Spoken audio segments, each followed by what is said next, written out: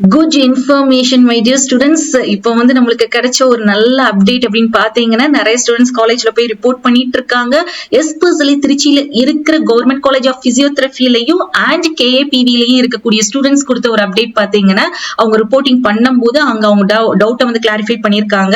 So நாங்க இப்போ reporting பண்ணிட்டோம். நாங்க வந்து அதுக்கடுத்து ரீ அலாட்மெண்ட் ரவுண்ட் 2ல பார்ட்டிசிபேட் பண்ண முடியுமா அப்படின்னு கேட்டிருக்காங்க. எஸ் அப்கோர்ஸ் அவங்க வந்து பார்ட்டிசிபேட் பண்ணலாம் அப்படின்னு சொல்லியிருக்காங்க. ஸோ அது மட்டும் இல்லாம எங்களுக்கு சப்போஸ் அரௌண்ட் 2ல வந்து எங்களுக்கு சீட் வந்து கிடைச்சிருச்சு அப்படின்னா, இப்போ நாங்க கொடுத்த இந்த சர்டிபிகேட்ஸ் அதுக்கடுத்து எங்களுடைய பே பண்ண அமௌண்ட் எல்லாம் ரீஃபண்ட் பண்ணுவீங்களா அப்படின்னு கேட்டதுக்கும் அவங்க ரீஃபண்ட் பண்ணுவோம் அப்படின்னு சொல்லியிருக்காங்க. So my dear students, round 1ல யாருக்கெல்லாம் சீட் வந்து கிடைச்சிருக்கோ எந்த காலேஜ்லயோ அங்க போய் தயவு செய்து நீங்க ரிப்போர்ட் பண்ணிருங்க. ரிப்போர்ட் பண்ணிட்டீங்க அப்படின்னா நம்ம அடுத்து வரக்கூடிய ரவுண்ட்ஸ்ல நம்ம பார்ட்டிசிபேட் பண்ணி கோசையோ காலேஜோ சேஞ்ச் பண்ணிக்கிற முடியும். அது மட்டும் இல்லாம நம்ம வந்து ரிப்போர்ட் பண்றதுனால நம்ம ஒரு சேஃபர் சைட்ல இருக்கிறோம். நீங்க ரிப்போர்ட் பண்ணி ரவுண்ட் 2ல சீட் கிடைச்சாலும் இவங்க அந்த சர்டிபிகேட்ஸ் எல்லா அமௌண்ட்டையும் ரீஃபண்ட் பண்ணிடுவோம்னு சொல்லியிருக்காங்க. சோ நீங்க ரிப்போர்ட் பண்ணும்போது என்ன சொல்லணும் அப்படின்னா, சப்போஸ் எங்களுக்கு ரீ அலாட்மெண்ட்டோ ரவுண்ட் 2ல நாங்க பார்ட்டிசிபேட் பண்ணுவோம் அப்படின்னு சொல்லிட்டு வந்துட்டீங்க, இன்ஃபார்ம் பண்ணிட்டு வந்துட்டீங்கன்னா கண்டிப்பா இந்த இஷ்யூஸ் எதுவுமே உங்களுக்கு நடக்காது. சோ அதனால யாருமே நீங்க வந்து பேனிக் ஆக வேண்டாம், பயப்படவும் வேண்டாம்.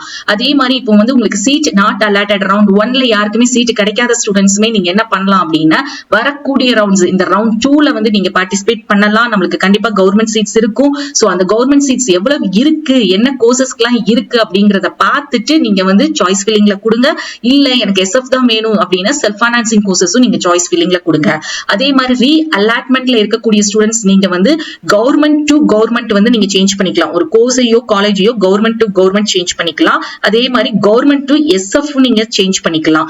இப்போ நீங்க கவர்மெண்ட் டு கவர்மெண்ட் சேஞ்ச் பண்றதா இருக்கிறீங்க அப்படின்னா, நம்மளுக்கு சீட் வேகன்சில உங்களுக்கு என்ன கோர்ஸ் வேணும், என்ன காலேஜ் வேணும் அப்படிங்கறத பார்த்துட்டு நீங்க வந்து government to government college change பண்ணிக்கோங்க. அப்படி இல்ல அப்படின்னா கவர்மெண்ட் டு எஸ்எஃப் கொடுங்க. இதே மாதிரி பாத்தீங்கன்னா போன வருஷம் நம்மளுக்கு ஒரு கேண்டிடேட்டுக்கு வந்து ஃபர்ஸ்ட் ரவுண்ட்ல அவருக்கு வந்து ஓடிஏடி கிடைச்சிருக்கு கேஏபிவில. சோ அவர் வந்து 194.50 கட் ஆஃப். அவர் என்ன பண்ணிருக்காருன்னா செகண்ட் ரவுண்ட்ல ரீ அலாட்மெண்ட்ல பார்ட்டிசிபேட் பண்ணி பிபிடி பிஎஸ்ஜி காலேஜ்ல வந்து கிடைச்சிருக்குது. சோ இப்போ என்னென்ன, நீங்க ஃபர்ஸ்ட் ரவுண்ட்ல ஒரு கோர்ஸை வந்து சேஞ்ச் பண்ணிருக்கீங்க, உங்களுக்கு செகண்ட் ரவுண்ட்ல சீட் வந்து அலாட் ஆயிருச்சு அப்படின்னா, இந்த செகண்ட் ரவுண்ட்ல உங்களுக்கு என்ன சீட் அலாட் ஆயிருக்கோ, எந்த காலேஜ்ல என்ன கோர்ஸ் கிடைச்சிருக்கோ அதுதான் ஃபைனல் ஒன். நீங்க அங்க போய் தான் செகண்ட் ரவுண்ட்ல என்ன கிடைச்சிருக்கோ அந்த காலேஜ்ல போய் தான் உங்க சீட்டை வந்து கன்ஃபார்ம் பண்ணிக்கிடணும். நீங்க ஃபர்ஸ்ட் ரவுண்டோட சீட்டை எடுக்க முடியாது. இஃப் சப்போஸ் நீங்க வந்து ரவுண்ட் 1ல உங்களுக்கு வந்து சீட் வந்து அலாட் ஆயிருக்கு, பட் செகண்ட் ரவுண்ட்ல உங்களுக்கு வந்து சீட் கிடைக்கல, நீங்க பார்ட்டிசிபேட் பண்ணி ரீ அலாட்மெண்ட்ல ரவுண்ட் 2ல வந்து உங்களுக்கு சீட் கிடைக்கல அப்படின்னா நீங்க என்ன பண்ணலாம் அப்படின்னா, ஃபர்ஸ்ட் ரவுண்ட்ல என்ன சீட் கிடைச்சிருக்கோ எந்த காலேஜ்லயோ அங்க போய் நீங்க ஜாயின் பண்ணிக்கலாம்.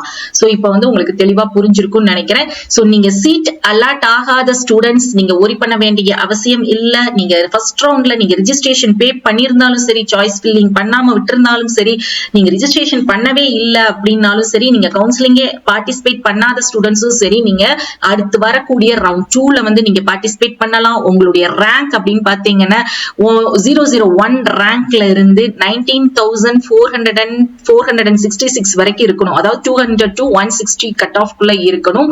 Round 2A and 2B students உங்களுக்கு வந்து பாத்தீங்கன்னா உங்களுடைய கட் ஆஃப் வந்து ஒரு 159.96ல இருந்து 130 கட் ஆஃப் வரைக்கும் நீங்க இருக்கணும். 2Bக்கு அப்படின்னு எடுத்துக்கிட்டீங்கன்னா நம்மளுக்கு 129 கட் ஆஃப்ல இருந்து 70 கட் ஆஃப் வரைக்கும் நம்மளுக்கு கூப்பிடுறதுக்கு பாசிபிலிட்டிஸ் இருக்கு. இந்த எல்லா ரவுண்டும் முடிஞ்சதுக்கு அப்புறமா நம்மளுக்கு சீட்ஸ் வந்து வேகண்டா இருந்துச்சுன்னா, கவர்மெண்ட் சீட்ஸ் வேகண்டா இருந்தாலும் சரி, எஸ்எஃப் சீட்ஸ் இருந்து நம்மளுக்கு ரிமைனிங் இருந்துச்சுன்னா கண்டிப்பா நம்மளுக்கு மாப் கவுன்சிலிங் வந்து கண்டக்ட் பண்ணுவாங்க.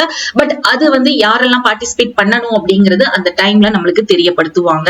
சோ இப்போ வந்து உங்களுக்கு உங்களுடைய டவுட்ஸ் எல்லாமே கிளாரிஃபை ஆயிருக்கும்னு நினைக்கிறேன். இன்னமும் உங்களுக்கு அந்த டவுட்ஸ் இருந்துச்சு அப்படின்னா கமெண்ட்ல சொல்லுங்க. திருப்பியும் உங்களுக்கு வந்து நான் எக்ஸ்பிளைன் பண்றேன். உங்களுக்கு இந்த வீடியோ பிடிச்சிருந்தா லைக் பண்ணுங்க. எல்லா அப்டேட்ஸும் தெரிஞ்சுக்கிறதுக்கு வாட்ஸ்அப் அண்ட் டெலிகிராம் சேனல்ல ஜாயின் பண்ணிக்கோங்க. தேங்க்ஸ் ஃபார் வாட்சிங்.